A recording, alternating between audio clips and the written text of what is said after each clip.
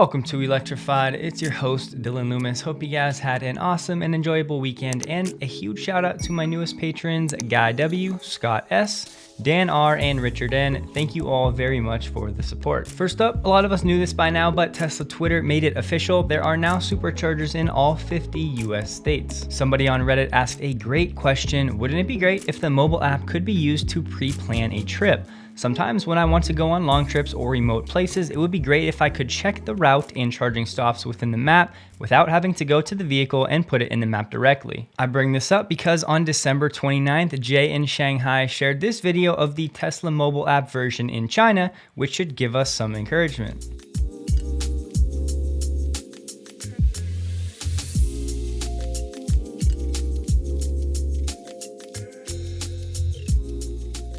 So let's hope that, like most features that start in China, they eventually make their way to the US as well. Here is a quick fun fact of why the Generation 3 Tesla wall chargers have a smaller cable than the Generation 2 versions. Here's the answer. This chart is for Tesla Generation 2 wall chargers. As you can see at the top, on a 100 amp circuit breaker, the maximum output in amps was 80. Now compare that to the chart for the Generation 3 wall chargers, and on a 60 amp circuit, the maximum output in amps is down to 48, so a smaller cable for less current. On Twitter, Holmars reminded us that taking an ICE car like a Lotus Elise and just slapping a battery pack onto it was probably not the best way to build an EV. Elon confirmed this, saying it was a mistake to use the Elise. In the end, only around 5% of the Elise parts ended up being used. The Tesla Roadster is a totally different car.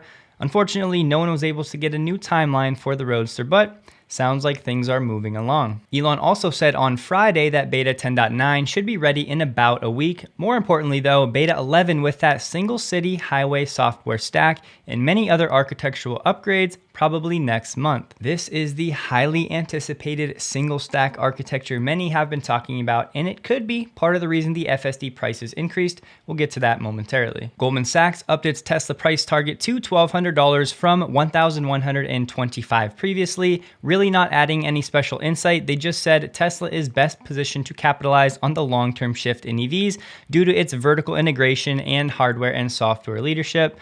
Groundbreaking stuff. However, Goldman did say it expects Tesla to expand margins in the intermediate term, and they see upside to the FactSet consensus estimates in the next few years.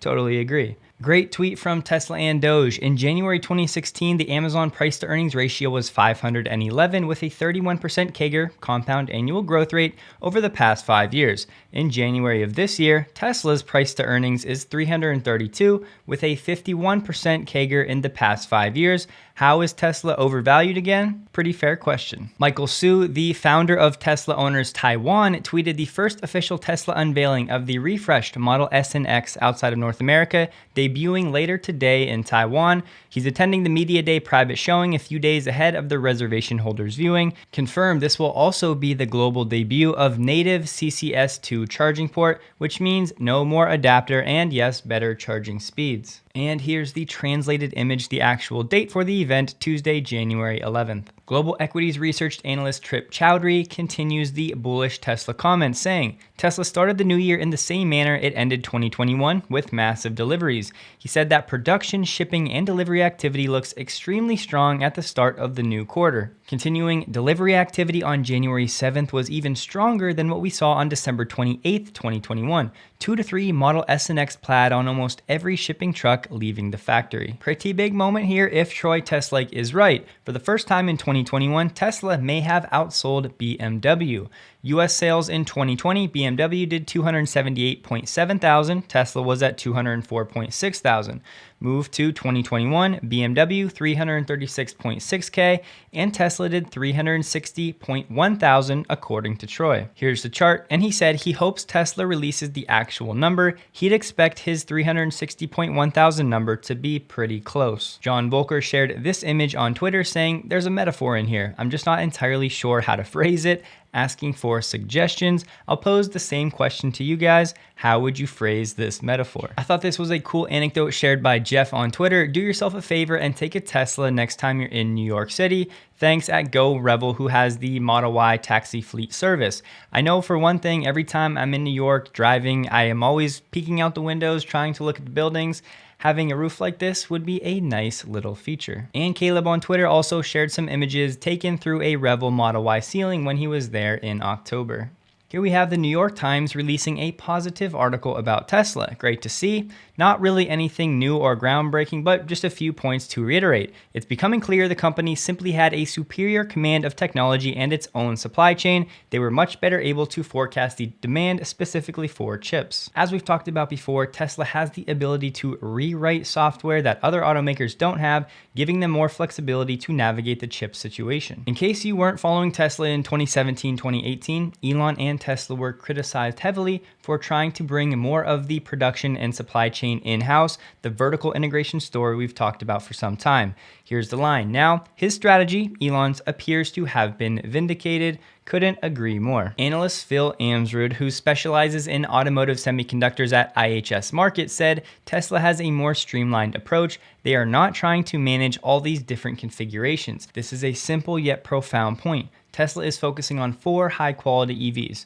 Then we have other automakers who are talking about having lineups of 30 or 50 different EV models.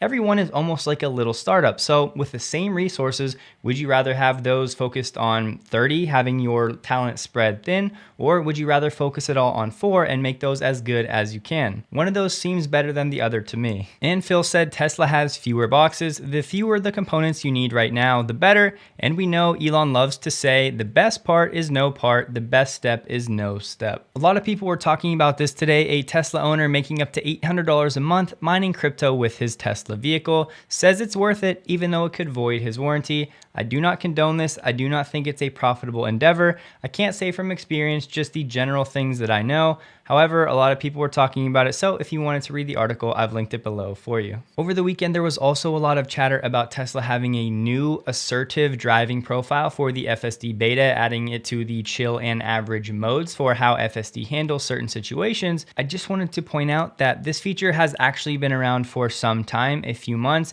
DA Eric uploaded this YouTube video comparing the 3 different versions. I will link it below if you wanted to check it out. And a lot of the people were talking about this. It says, in this profile, your Model X will have a smaller follow distance, perform more frequent speed lane changes, will not exit passing lanes, and may perform rolling stops. So of course, people started getting into the legality of something like this and how it could pose a threat to bicyclists or pedestrians. Of course, it's true. It's also true that this is really how most humans drive, and so many people always shout they want FSD to perform more like a human. So with this, Tesla is just kind of doing its part to get FSD closer to how a human would act. Ray for Tesla shared an important video and a talking point not enough people talk about. Of course, having a performance vehicle is enjoyable. However, when it comes to safety, getting in certain situations, it can really get you out of a bind. Having that instant acceleration at 0 or even going 30, 40, 50 miles an hour, you can still move quickly if you need to. Have a look.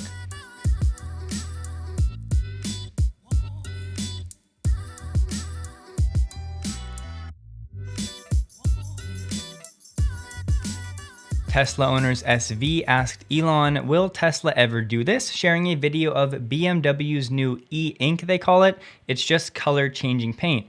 And look, it's really cool. It looks awesome, but will this ever be a production thing? This is a concept.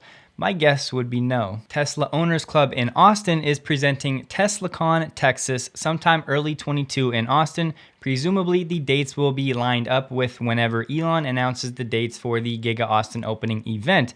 They said the biggest Tesla fan gathering ever, featuring rockstar Tesla influencers.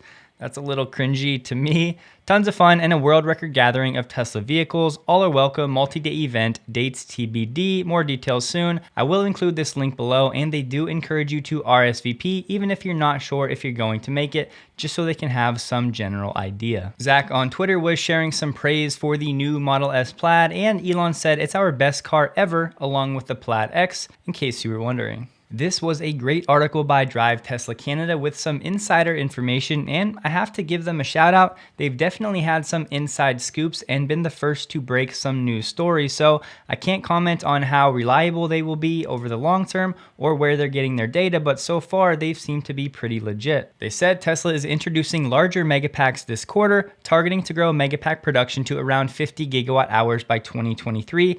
largely driven by the new Lathrop factory. According to our source, almost half of that capacity will be available this year, around 20.73 gigawatt hours by the end of 2022. By 2023, Tesla is expecting to be producing 47.48 gigawatt hours per year. Many of us will remember this chart. The blue over here is the new megapack capacity being built at the Lathrop facility, approaching 40 gigawatt hours of capacity.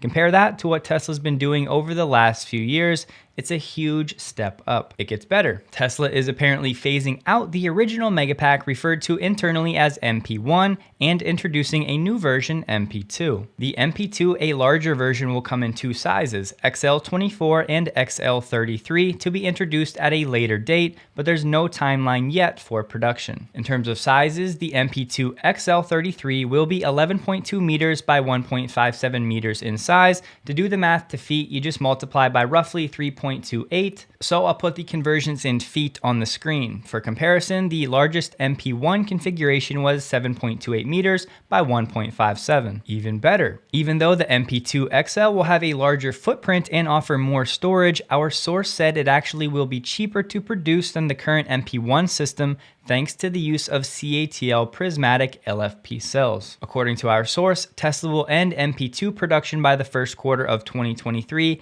and then only produce MP2 XL thereafter. Tesla Energy is still the sleeping Tesla giant that most analysts totally overlook. I can't even blame them, because how do you project something out like this that's never really happened before? The good news is the overall industry is growing quickly. Tesla will be best positioned to capitalize on market share of this market. It's really just going to come down to battery availability, and we'll see how they handle the 4680 situation. Maybe that'll free up some cells that they can shift over to Tesla Energy. So over the next few years, we can see more step changes in the gigawatt output per year for Tesla. Big news over the weekend. In case you somehow missed it, Dan Ives said, based on our analysis of Giga Austin, it appears paperwork is now clearing the way for the Model Y production to start over the next 7 to 10 days. We believe the stamping machines for Model Y and testing is already in place, mostly completed, the green light for Tesla to kick off Austin. I have put this in the new prediction tracker, so let's hope that Dan is right. Also over the weekend, if you somehow missed it, Elon said FSD price rising to $12,000 on January 17th. We still have 7 days, so not immediately.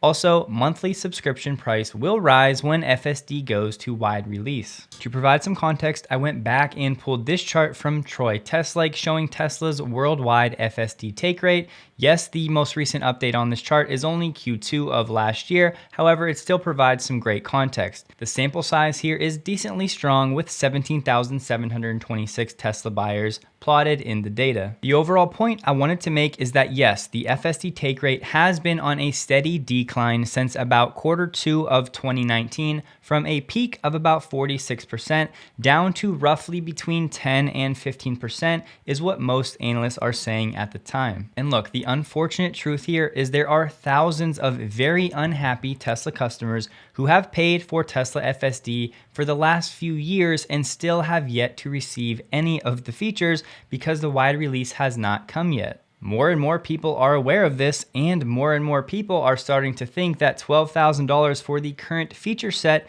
is not worth it. Of course, everybody is entitled to their own opinion on what holds value and what doesn't. I just think sometimes people forget the potential futures bet that this has turned into.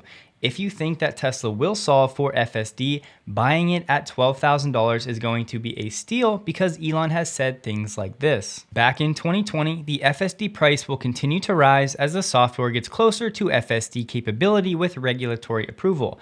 At that point, the value of FSD is probably somewhere in excess of $100,000. Don't get it twisted. I'm not sitting here saying I think FSD is immediately going to be worth $100,000 to the owner right when they solve for FSD. I think this industry is going to have to mature and develop.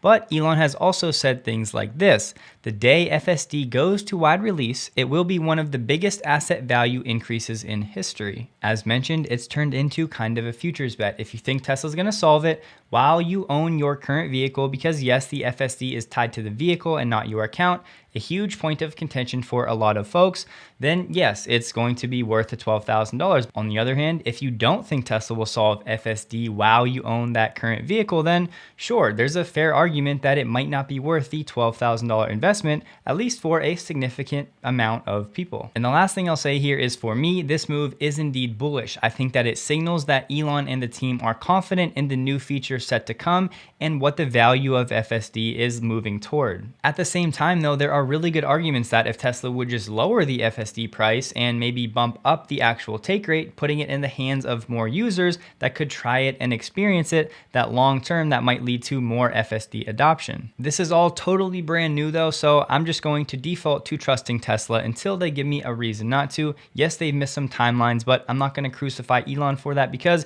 this is a problem that's never been solved in the history of mankind. Can we just give the guy a little bit of flexibility? There are always unknown unknowns. On that note, I'll leave you guys with a quick FSD beta clip from Tesla owners SV of a recent FSD drive. That's all for today. Please take a second to like the video if you did. Hope you guys have a great day, and a huge thank you to all of my Patreon supporters.